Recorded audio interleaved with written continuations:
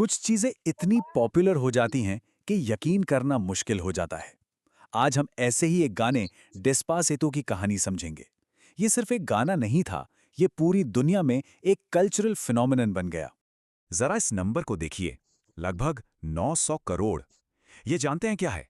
ये यूट्यूब पर सिर्फ एक म्यूजिक वीडियो के व्यूज हैं, सिर्फ एक। हाँ, बिल्कुल सही सुना। ये नंबर तो हमारी धरती की पूरी आबादी से भी ज्यादा है। तो सवाल यह है कि आखिर ये हुआ कैसे? कैसे एक गाना दुनिया के हर इंसान से ज्यादा बार देखा जा सकता है? आइए, इस पहेली को सुलझाते हैं। जी हाँ, हम बात कर रहे हैं डेस्पासीतो से की, नीचे कर जो लेना अब फिर सिर्फ एक गाना नहीं, बल्कि एक ग्लोबल बेंचमार्क है।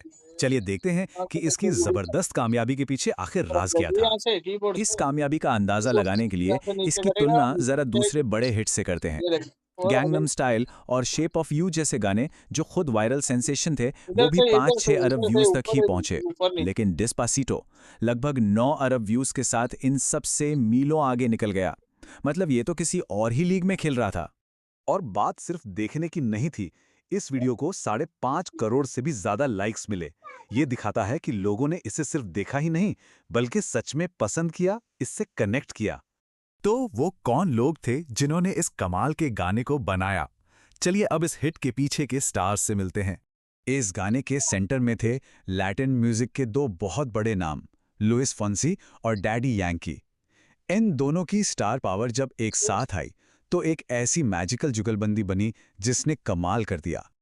लेकिन कहानी यहीं खत्म नहीं होती। इस गाने का असर सिर्फ इसके अपने व्यूज तक नहीं रुका।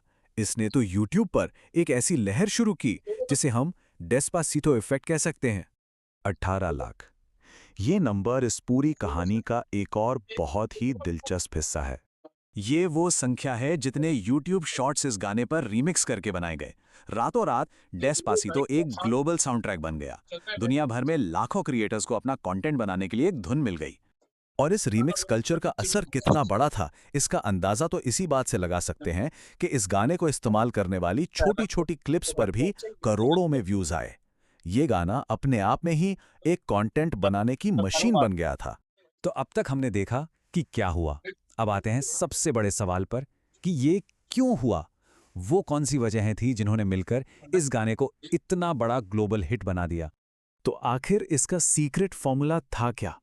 कोई एक वजह थी या फिर कई चीजों का एक परफेक्ट मिक्सचर? असल में इसकी कामयाबी के पीछे कई चीजें थी। एक तो इसकी पॉप लैटिनो और रेगेटन की धुन, जो इतनी कैची है कि कोई भी थिरकने लगे। आ जाना दूसरा, जाना स्पेनिश भाषा की बढ़ती ग्लोबल पावर। साथ ही एक हाई बजट, बहुत ही खूबसूरत सिनेमैटिक म्यूजिक वीडियो। और फिर आया असली गेम चेंजर, जस्टिन बीबर का रीमिक्स।